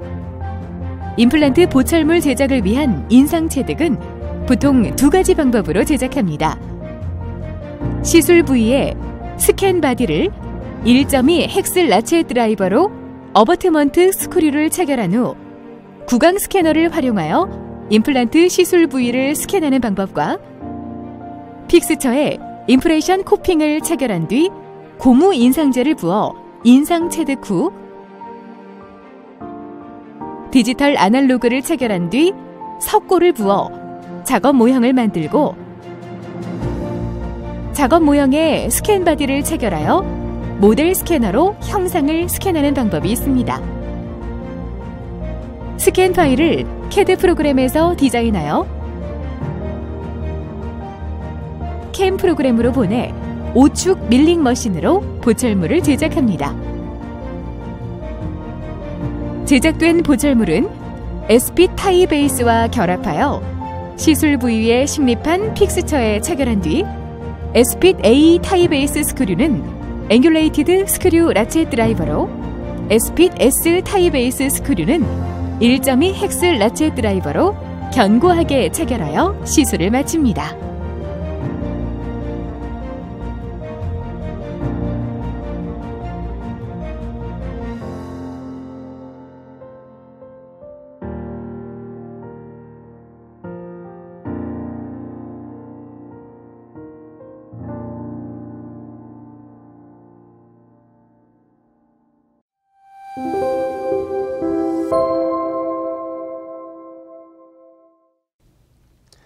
네, 이제 임상 케이스 얘기를 좀 시작해 볼 건데요. 지금까지 뭐 조금 지루한 얘기 들으시느라고 좀 고생하셨습니다. 사실 이제 같은 얘기가 계속 좀 중복된 내용들이 많고 디자인에 대해서 자꾸 설명하다 보니까 여러 가지 좀 그 자료들을 보여드리고 싶어서 이제 좀 사진 좀 많이 들어간 것 같은데요. 뭐 핵심적인 내용들은 아마 제가 임상 케이스를 보여드리면서 또 한 번 또 설명드릴 것 같습니다. 첫 번째 환자는요, 뭐 52세의 여성분이신데 아마 이 케이스가 제가 제일 먼저 처음으로 그 에스핏을 썼던 케이스인 것 같습니다. 그래서 저희가 그 당시에는 제가 직접 저희 원내 기공실에서 제작을 한 게 아니라 센터 기공소에 보내서 제작을 했던 환자분인데요. 한번 볼까요? 47번 임플란트가 식립됐고요. 보면 이게 크라운 하이트가 별로 좋지 않습니다. 좀 더 깊게 심으면 좋았을 것 같지만 아래쪽에 하치조 신경도 지나가고 있고 제가 주로 이제 구치부에는 4.5의 10mm 픽처를 많이 쓰는데요. 사실 이런 경우에 8mm를 쓰면 좀 좋지 않았을까라는 생각이 듭니다. 뭐 상하게도 이렇게 임플란트 하나 들어가 있고 하는데 그래서 이 경우 하 케이스를 보면 기존에 이제 방법으로 임프레션을 떴습니다. 임프레션 코핑을 이용해서 픽업 타입의 임프레션을 떴고요. 이걸 이제 기공실에 센터 기공소에 보냈죠. 보냈더니 이렇게 모델을 제작을 해서 그 모델을 다시 이제 스캔을 하셨더라고요. 여기서 엑소캐드를 통해서 제작을 하신 것 같아요. 크라운을 제작을 하고 실제로 보시면 이렇게 모델상에 넣었을 때 이런 형태가 되게 됩니다. 보면 스크루가 좀 가까이 있는 게 보이시나요? 그래서 크라운 하이트가 굉장히 짧습니다. 그래서 에스핏을 처음에 보내면서 약간 걱정을 했죠. 구치부에 싱글을 이렇게 해도 될까? 예. 그리고 뭐 이 좀 기공소의 특징인데 이머전시 프로파일을 굉장히 그 넥을 좀 잘록하게 와요. 예, 제가 뭐 좋아하는 스타일은 아닌데 이렇게 왔더라고요. 그리고 훅도 달려 있는데 훅 달 필요가 없죠. 스크루를 넣고 이제 뺐다 꼈다 할 수 있으니까요. 그래서 저희가 원내 기공실에서 지금 제작할 때는 뭐 충분한 이머전시 프로파일도 부여를 하고요. 훅도 달지 않습니다. 훅도 달지 않고 바로 적용을 해서 쓸 수 있게 지금은 하고 있는데 제일 처음 했던 케이스입니다. 처음 했던 케이스고 그래서 보철의 형태를 보시면 세팅 했을 때 이제 구강내에 들어갔을 때입니다. 넣고 사진 보시면 세팅이 풀 세팅이 된 모습을 보실 수 있죠. 그래서 뭐 아직 잘 쓰고 계십니다. 이렇게 뭐 오래 안 됐기 때문에 한 6개월 정도 지난 케이스인데요. 이렇게 이제 세팅되고 전체적인 보철이 진행되는 과정들을 한번 보실 수 있습니다. 그래서 여기 뭐 구치부에 아주 심플하게 이 뭐 7번 자리에 넣었다 뺐다 교합 조정하기 굉장히 힘드시잖아요. 에스핏 써서 아주 심플하게 세팅을 하고 그리고 크라운 하이트가 좀 짧은 경우 이런 경우 사실 여성분이긴 하시지만 세멘 타입을 썼을 때 탈락되거나 이렇게 오시는 경우들 좀 많이 있을 수 있거든요. 그런 부분에서 충분히 장점이 있는 것 같습니다. 두 번째 케이스는요. 연세 좀 많으세요. 83세 이제 할아버지신데요. 굉장히 멋쟁이십니다. 항상 스카프도 예쁜 거 하고 오시고, 그리고 뭐 옷도 좀 화려한 거 입는 거 좋아하시고. 근데 이제 저희 병원에서 이제 임플란트 진행하고 계신 중이세요. 지금 제가 이렇게 식립된 것도 있고, 그 전에도 임플란트 이렇게 많이 하셨죠. 근데 그 와중에 여기 전치부가 부러지신 겁니다. 부러져서 이거 자기 이렇게 그냥 있을 수 없다. 뭐 바로 뭔가를 해줬으면 좋겠다 오신 거예요. 그래서 당일 오전에 저희가 그 스캔을 하고요. 그래서 가이드를 만들고 이제 점심 식사하고 오셔서 오후에 바로 수술하고 SPIT 베이스를 통해서 PMMA로 템포러리 크라운을 제작해서 넣어드린 케이스입니다. 보시면 뭐 요즘 이제 가이드 서저리 많이 하시죠. 가이드 디자인도 다 뭐 업체들이 많이 해주기도 하지만 직접 하시는 분도 많으신데요. 저는 이제 직접 제가 저희 병원의 수술 가이드는 제가 다 디자인을 하고 있거든요. 그럼 저희 이제 기공실장이 이제 출력을 해서 이렇게 준비를 합니다. 그래서 가이드 키트도 그 코엘메디의 로드스타를 쓰고 로드스타 플러스를 쓰고 있고요. 뭐 잘 쓰고 있습니다. 제가 이제 그거 외에도 다른 키트도 좀 가지고 있는데요. 뭐 타사 제품이랑 비교하기는 좀 그러니까 오늘은 이제 그 정도만 말씀을 드리고, 그래서 초기 고정을 35N, 뭐 40N 정도 만들어내는 게 좋아서 21번 자리에는 4.0에 12mm 픽처가 들어갔고요. 23번은 4.0에 12mm가 초기 고정이 약해서 제거를 하고 다시 4.5에 12mm를 넣어서 한 35N 정도의 고정력을 잡아내고, 그러고 나서 스캔 바디를 바로 연결합니다. 바로 연결해서 구강 스캔을 하게 되고요. 이제 구강 스캔에서 이제 바로 기공실에서 저희는 작업을 해서 디자인을 하고 PMMA를 출력하면 뭐 3개 정도 되는 브릿지는 그렇게 오래 걸리지 않습니다. 출력해서 뭐 디자인 하는데도 시간 오래 걸리지 않고요. 출력해서 나오는데 1시간 정도 걸립니다. 그리고 환자분 잠깐 좀 쉬고 계시고 저도 좀 쉬었다가 그리고 나서 이제 이거는 이제 바로 연결하게 되죠. 보시면 이렇게 브릿지 연결을 하고, 연결하고 나서도 뭐 이머전시 프로파일을 잘 만들거나 내면을 깨끗하게 만들기 위해서 체어 사이드에서 만드시다 보면 시간도 많이 걸리고 그 과정이 생각보다 복잡하고 힘듭니다. 그래서 랩 아날로그에 연결해서 또 다듬고 이런 과정을 다 하시잖아요. 그리고 이제 또 세면으로 접착하게 되면 세면이 또 남아서 또 감염을 일으키거나 힐링을 방해하지 않을까 걱정을 하게 되는데요. 뭐 자극 없이 이렇게 연결을 하고 20N 정도로 체결을 딱 하고 끝을 내면 환자분도 굉장히 심플하고 저 역시도 하면서 아주 뭐 깔끔하죠. 물론 이제 이 환자분이 어떻게 이걸 잘 관리하셔야지 끝까지 유지가 될 수 있는데 어쨌든 조금은 걱정되는 환자분이긴 합니다. 구치부에 아직도 임플란트를 하고 계시고 완전히 구치부가 회복되지 않은 상태이기 때문에 제가 꼭 이걸로 씹어 드시면 안 된다 이렇게 설명을 충분히 드리고 몇 번을 강조를 드리긴 했는데요. 스티치 아웃하고 드레싱 할 때 보니까 아직은 괜찮으시더라고요. 그래서 약간 그 순측으로 약간 이렇게 디펙트들이 있어서 GBR도 같이 하고요. PRF 같이 썼습니다. 그리고 나서 수차한 뒤에 마지막에 또 BMP를 한번 또 넣어줬어요. 또 발치 후 즉시 식립에 또 즉시 기능까지 어느 정도 프로비저널 레스토레이션이 들어가는 거라서 좀 빨리 잘 됐으면 하는 마음에서 BMP까지 같이 써서 마무리한 케이스입니다. 그래서 제가 SP 쓰면서 전치부 이렇게 임플란트를 할 때 싱글도 그렇고 이런 브릿지 형태도 그렇고 최근에 가장 선호하는 수술 방법이거든요. 가이드를 써서 발치 즉시 식립을 해주고, 그리고 뭐 그러면 뭐 거의 위치라든지 이런 것들을 좀 깔끔하게 잘 잡을 수도 있고요. 그리고 바로 PMMA로 이렇게 보철을 디자인해서 기능을 회복시켜주는, 그래서 환자분들이 바로 사회생활 하실 수 있도록 해주면 사실 뭐 환자분들 굉장히 좋아하시고요.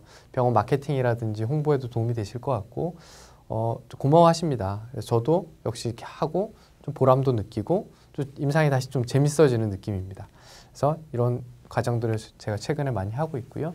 그래서 이거는 스캔 바디 넣고 임프레션 떴을 때네요. 그래서 12mm 충분히 긴 임플란트가 들어갔고요. 술전의 사진이고요. 그리고 수술하고 나서 이건 스티치 아웃 할 때입니다. 이렇게 넣어서 여기 좀 힐링되고 있죠. 깔끔하게 잘 유지되고 있는 형태입니다. 세 번째 케이스입니다. 세 번째 케이스는 61세 여자 환자분이신데요. 최근에 임플란트가 약간 움직인다라는 주소로 내원하셨습니다. 네, 36번 임플란트가요. 흔들려서 오신 거죠. 예전에. 제가 지금 있는 명동에 있는 저희 치과가 제가 2년 전에 인수했던 치과이기 때문에요. 기존에 있던 환자분들 중에 이렇게 뭐 여러 가지 문제로 내원하시는 분들이 좀 많아요. 네. 그래서 보면 정말 뭐 물론 이제 지리적 위치 때문에 다른 곳에서 오시는 분들도 굉장히 많고 그간에 이제 제가 인수한 병원이기 때문에 그 전에 이제 환자분들도 좀 많이 계신데 이렇게 보면 그 당시 이제 본이 안 좋았던 이제 여러 가지 이유에서 굉장히 깊게 식립이 됐습니다. 그러다 보니 상부 보철 구조도 길고 어버트먼트도 카라가 굉장히 긴 형태를 띠고 있고요. 뭐 이게 아무래도 픽처가 굉장히 깊게 심기다 보니까 3mm를 넘어가면 아무래도 클렌징 하는데 한계가 있고요. 그래서 임플란트 주위염이 생겨서 임플란트가 전체가 흔들리는 케이스였습니다. 제거하고요. 예, 힐링된 다음에 GBR과 함께 또 코엘메디 픽스처를 썼네요. 예, 쓰고 이제는 높이를 조금 이제 맞췄죠.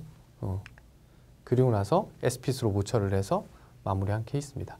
구치부 싱글도 저는 이제 요즘은 SPS를 자신 있게 쓰고는 있습니다. 물론 이제 이게 롱텀 뭐 팔로우업이 돼서 장기적인 데이터를 제가 지금 가지고 있는 건 아니지만 충분히 그래서 지금 이제 저희 원내 교훈실에서 제작하다 보니 이머전시 프로파일도 충분히 부여되고 형태도 이제 갖추게 됐죠. 이렇게 해서 마무리한 사진 보면요. 스크롤 가운데 있습니다. 가운데 있다 보니까 아무래도 교합력 받으면 좀 깨질 것 같아요. 지금 저보고 이제 다시 하라고 하면 앵글들을 써서라도 살짝 뭐 옮겨주면 그런 부분들이 조금 괜찮아질 것 같습니다. 그리고 이제 뭐 레진은 저는 이제 오펙 레진을 쓰는 거 좀 더 선호하거든요.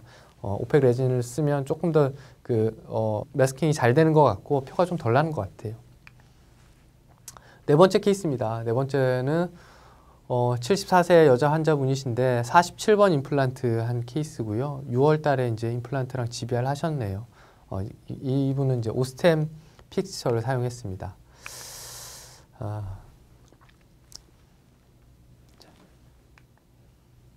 예, 사하계도 같이 하셨네요. 여기 47번 케이스를 보면 이렇게 기존에 이제 앞쪽에 임플란트가 있고 각도가 좀 좋지 않잖아요. 그래서 저희 이제 맞춰서 이제 식립을 하고 앞쪽 임플란트는 그렇지만 뒤에는 이렇게 해서 아무래도 메지알로 이렇게 조금 캔틸레버처럼 나올 수밖에 없는 구조지만 이런 구조에서도 SP에서 쉽게 연결할 수 있는 형태인 것 같습니다. 예. 그래서 구강내 마무리한 사진을 보면요. 자, 이렇게 위치가 디스탈에 이렇게 홀이 형성된 것 같지만 실제로 이 임플란트 위치의 각도 때문에 이렇게밖에 형성할 수 없었던 것 같고 예, 앵글들을 쓸 수 있으니까 아니면 조금 앞쪽 임플란트랑 비슷하게 경사도를 주고 심는 것도 방법이었을 것 같다는 생각이 들긴 합니다. 그래서 뭐 아까도 보여드렸지만 최근에는 이제 가이드 수술하는 거를 좀 더 이제 선호하게 되는 것 같고요. 이제 가이드를 3D 프린트로 출력을 이제 원내에서 직접 할 수 있게 되면서 굉장히 좀 편하게 좀 쓰고 있는 것 같아요. 예, 교합 사진이고요. 예, 다섯 번째 케이스입니다. 이분은 이제 전치부 치아에 프랙처로 오셨어요. 이제 아까 제가 말씀드린 것처럼 이제 이런 경우에 SP 이제 좀 많이 쓰게 되는데요. 11번 치아가 부러졌죠. 예. 그래서 이때는 뭐 그 템포럴까지 이제 넣어주기에는 조금 자신이 없었는지 초기 고정이 약했는지 저희가 바로 힐링을 넣고 마무리했고요. 그리고 이제 보철을 이렇게 해서 마무리한 케이스입니다. 예. 구강내 사진 보시면 이분은 전반적으로 치아 좀 우직도 많고 그렇죠. 여러 가지 치료를 좀 하셔야 되는데 급한 거 이것만 해결하기를 원하셨고 요즘 이제 마스크 이제 끼고 계시니까 힐링만 달고 있는 것도 괜찮다고 하셨어요.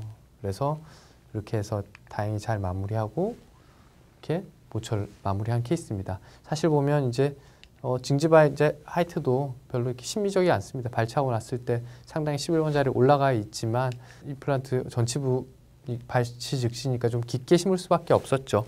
그럼에도 불구하고 최종 보철은 뭐 양호하게 들어간 것 같습니다. 약간 뭐 이 정도 환자분이 뭐 인지하고 계시고 잘 마무리했고 열심히 돈 모아서 다음 치료를 하신다고 하셨는데 예, 언제 오실지는 모르겠네요. 그래서 앵글들을 썼고요. 인사이저에서 보면 그 홀이 형성되어 있는 거를 보실 수가 있습니다.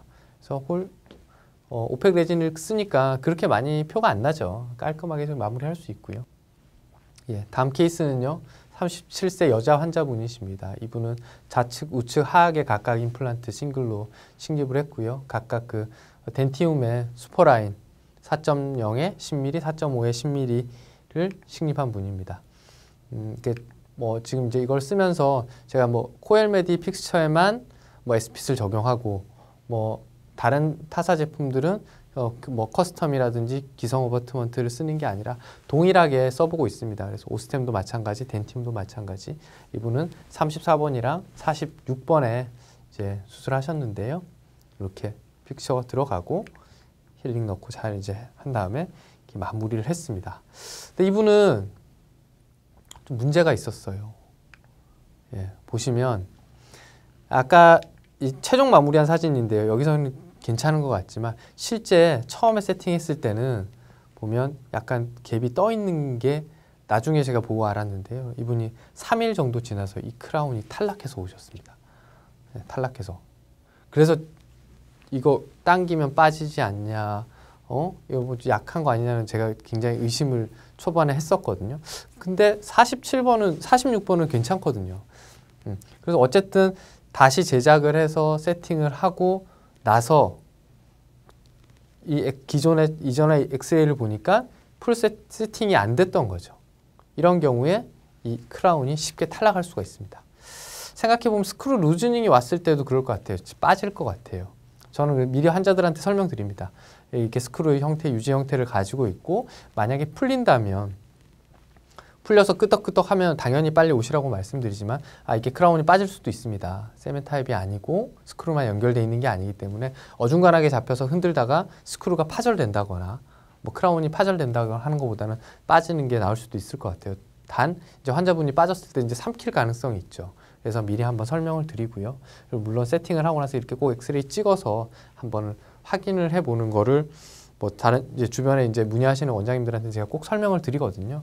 제가 이제 이 케이스를 해보고 이제 그런 것들을 직접 경험해봤기 때문에 이게 사실은 빠지면 환자분들 막 설명을 드릴 때는 이게 스크루 타입이고 뭐 기존의 임플란트랑은 다르고 막 이제 이분은 이제 처음 임플란트를 하신 거였기 때문에 더더군다나 이게 이렇게 해서 했는데 돈 많이 들여서 했는데 3일 만에 빠지는 게 말이 되냐 막 엄청 울그락불그락 하면서 여성분이 오셨죠. 그래서 다시 해드리고 잘 마무리해드리긴 했지만 그런 부분에 조금 제가 아직 그때 경험이 좀 많지 않았던 것 같습니다. 그래서 세팅된 사진이고요. 예. 다음 케이스 보시면 59세 남자 환자분이신데 또 11번에 그 임플란트 크라운이 흔들린다고 돌아간다고 오셨어요. 이분도 이제 기존에 저희 치과 환자분이셨죠. 저는 이제 처음 뵙지만 기존의 환자분이신데 이 크라운이 흔들려서 오신 거예요. 그래서 크라운을 제거하려고 봤더니 쳐서 또 안 빠지고 뜯어내려고 했더니 잘 뜯어지지도 않고 보니까 솔리드 형태의 어버트먼트를 쓰셨어요. 그러면 크라운을 제거하더라도 어버트먼트를 다시 원위치 시킬 수가 없죠. 다시 타이트닝을 하면 더 돌아가기 때문에 그 크라운을 결국 쓸 수 없는 형태가 됩니다. 그래서 뭐 다 뜯어냈고요. 다 뜯어서 겨우겨우 제거했고 굉장히 고생하셨죠. 간단한 건 줄 알고 잠깐 회사에 일하시다가 오셨는데 막 뜯어낸다고 막 3, 40분 걸리고 그리고 다시 이제 보철을 제작하면서 제가 그러면 이 보철은 다음에 혹시 풀어지더라도 문제 해결을 간단하게 할 수 있는 형태로 만들어 드리겠습니다라고 해서 SPit으로 제작을 했고요. 기존 보철을 보시면 기존 보철은 21번 치아 이렇게 형태 좋지 않아요. 그래서 아마 따로따로 하셨던 것 같아요. 그래서 싱글로 이렇게 들어갔었고 그래도 뭐 이 공간을 블록하게 완전 메울 수는 없기 때문에 최대한 자연스러운 형태로 이렇게 해드렸고 뭐 다행히 만족스럽게 잘 마무리하고 일단 가셨습니다. 네, 다음 케이스는 49세 여자 환자분이신데요. 이분도 이제 덴티움으로 양측을 6번, 7번 임플란트를 하셨어요. 네. 근데 저희가 보면 여기는 이제 오타가 있네요. 36번, 7번에는 커스텀 어바트먼트를 썼고요. 이제 40번 때는 SPit을 썼습니다. 뭐 제가 아주 뭐 손이 좋아서 수술을 잘하는 편이 아니기 때문에 이렇게 캔틸레버 달린 걸 제거하고 임플란트를 이렇게 심었는데 보니까 이때 심었을 때는 괜찮다라고 생각을 했어요. 크라운 하이트가 뭐 나쁘지 않겠네라고 생각했는데 그게 아니었던 거죠. 굉장히 이 크라운 하이트가 짧은 형태입니다.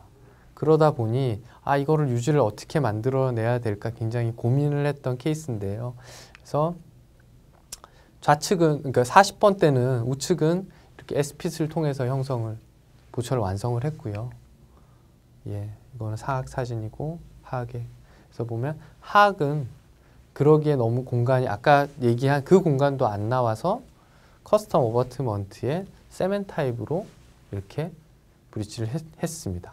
좀 걱정되죠. 이거 좀 탈락될까도 좀 걱정이 되고, 예, 여기도 마찬가지 홀이 좀 깨지지 않을까. 홀의 물론 위치나 이런 것들 S핏을 쓰긴 했지만 그래서 환자분 충분히 설명을 드리고 크라운이 이게 짧아서 어쩔 수 없었다라고 제가 설명을 드렸지만 좀 아쉬움이 남는 케이스예요. 조금만 더 1mm씩 좀 깊게 심었다거나 굳이 10mm 고집하지 않고 8mm를 쓴다거나 했으면 좀 더 좋은 안정적인 보철이 되지 않았을까. 그래서 뭐 은연중에 저도 이게 픽처가 길어야지 더 오래 유지할 수 있고 잘 유지될 수 있다라는 그런 뭐 고정관념이 있었던 것 같아요. 그러면서 크라운 하이트에 대한 고민들을 예전에 그렇게 많이 하지 않았던 것 같아서 좀 반성하면서 좀 그 크라운 하이트 보철의 좀 더 형태에 좀 더 고민하게 해줬던 케이스인 것 같습니다. 그래서 S핏으로 마무리했고요. 힐링 빼고 약간 공간이 있는데 이거는 이제 메워지겠죠. 네. 다음 케이스는요. 이분도 뭐 이제 덴티움을 썼던 케이스네요. 예. 그래서 덴티움이랑 지금 코엘메디 S핏의 내면 값이 호환이 잘 되거든요. 그래서 아주 세팅했을 때 느낌이 이런 거 좋은 것 같고요. 오스템도 저는 문제없이 쓰고 있는데 일부 원장님들이 아마 오스템하고 이거 조금 그 테이퍼드 공차에 대한 그 마이너스 공차냐 플러스 공차냐 이런 것 때문에 지금은 S핏에 그 아까 보통 앵글드랑 스트레이트 뭐 A랑 S의 약자를 따서 들어있는 그 T-베이스 라인업이 있지만 O가 붙어있는 라인업이 있습니다. 카탈로그 보시면. 그게 오스템 전용으로 아마 나온 걸로 제가 알고 있어요. 저는 아직 써보지는 않았고요. 이제 그거에 아주 예민하신 원장님들이 그 오스템 전용으로 하나 더 만들어 달라고 해서 아마 제조사에서는 그 오스템 전용으로 T-베이스가 나오고 있는 것 같습니다. 사실 이제 뭐 제가 이 사진을 넣을까 말까 굉장히 망설였는데요. 처음에 수술을 할 때는요. 제가 이제 20번 때에 이 임플란트에 타사의 베이스 어바트먼트와 캡을 연결했습니다. 물론 스크루로 연결하는 형태입니다. 그리고 10번 때는 이제 뭐 힐링을 이렇게 연결했는데요. 최종 보철 임프레션을 뜰 때 제가 계획을 변경을 했어요.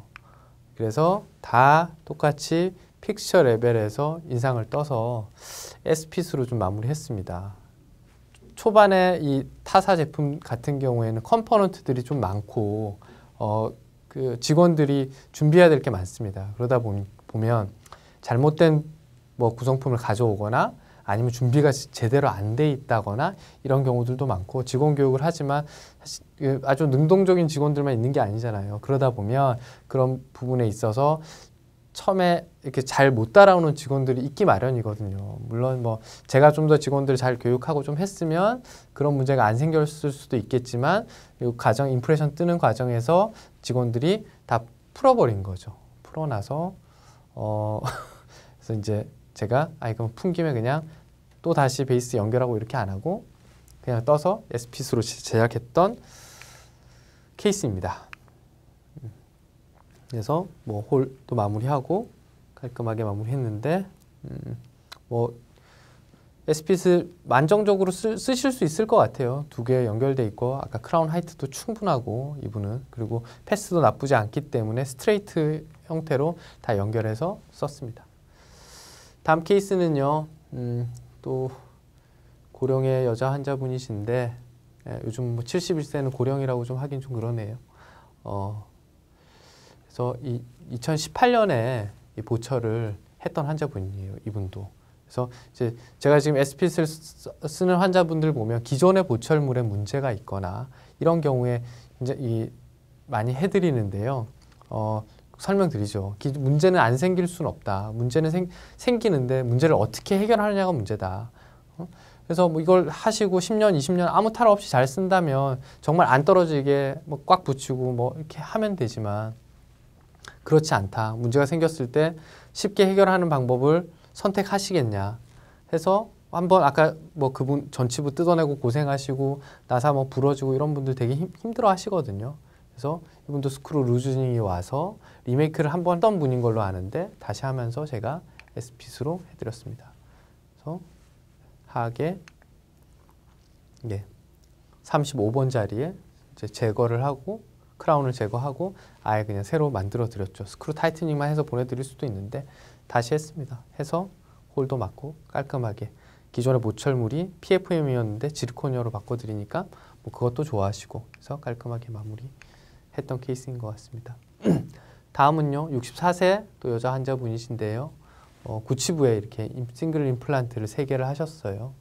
예, 임플란트 하셨는데 27번을 하면서 세팅을 했는데요. 이분은 26번에 크라운에 문제가 생겼어요. 이걸 세팅하고 나서 이렇게 씹다 보니까 깨진 거죠. 깨져서 다시 오셨어요. 26번은 저랑은 상관없죠. 저는 27번을 식립했으니까. 그래서 다시 만들면서 이게 뭐 몸 사이 음식물이 끼고 이런 것들도 있으니까 그냥 이렇게 브릿지 형태로 재제작을 해드렸습니다. 같이 제작을 해드렸고 구치부에 6번, 7번 임플란트 브릿지 형태로 S핏 또 스트레이트로 썼네요. 바로 이렇게 하고 다 S핏이 들어 있습니다. 그래서 크라운 하이트 때문에 다 카라 1mm 높이를 썼네요. 1mm 높이 카라를 썼고요.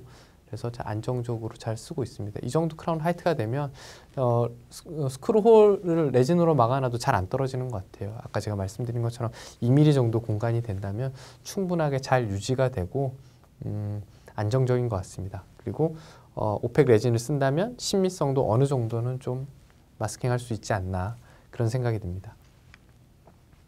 그래서 6번, 7번 연결한 사진이고요. 깔끔하게 다 세팅이 잘 된 사진을 확인하실 수 있죠. 이렇게 해서 마무리했습니다. 자, 다음 케이스 보시면요. 59세 이제 여자 환자분이신데 치아가 움직이고 피가 난다는 주소로 내원하셨어요. 그래서 마지막 케이스네요. 그래서 전치부에 21번, 22번에 뭐 치아를 발치하고 임플란트를 하셨어요.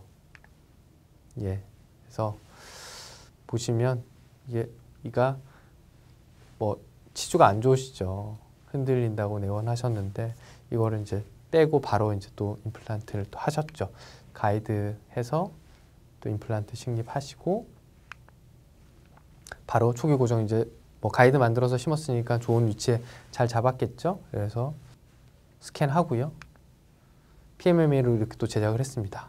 이렇게 자, 위치도 좋고 나란하고 하니까 그래서 앵글들을 안 깎고요. 그냥 스트레이트로 깎았습니다. 이게 제가 이제 바로 이렇게 만드는데 앵글 지금은 T컵바가 저희 밀링 머신이 이 PMMA는 아직 앵글들을 못 깎더라고요. 그래서 지르코니아 크라운은 깎아내는데 버가 달라야 되는데 아직 이제 그런 부분에서 제가 이제 이것까지도 좀 앵글들을 좀 깎으면 좋지 않을까 하고 지금 밀링 머신 회사에 요청을 해놓은 상황이에요. 아마 뭐 조만간 이제 그 PMMA도 뭐 앵글드로 깎을 수 있지 않을까라고 생각이 됩니다. 그래서 뭐 템포럴이니까요. 홀 레진으로 딱 막으면 뭐 깔끔합니다. 그래서 넣고 찍은 사진인데 PMMA니까 이게 뭐 엑스레이상에서 방사선 투과성으로 나오네요. 홀을 막았습니다. 약간 뭐 표가 나죠. 표가 나긴 하지만 이 정도 바로 이제 회복됐다라는 것 때문에 환자분 굉장히 만족해 하시고 오히려 지금 기존의 10번대에 있는 좀 파절된 뭐 절단연이나 이런 거에 비해서 훨씬 더 깔끔하게 치아를 형성해서 해준 거를 보실 수 있습니다. 그래서 저는 이제 PMMA 이 T베이스를 뭐 구치부, 뭐 브릿지 이런 데도 이용을 하지만 전치부에도 당연히 최종 보철에도 이용하지만 이렇게 임시 수복을 할 때도 많이 쓰고 있습니다. 이런 경우 굉장히 원내 기공실이 갖고 있는 장점이죠. 바로 이렇게 밀링해서 만들어 드릴 수 있기 때문에 굉장히 큰 장점으로 쓰고 있고요.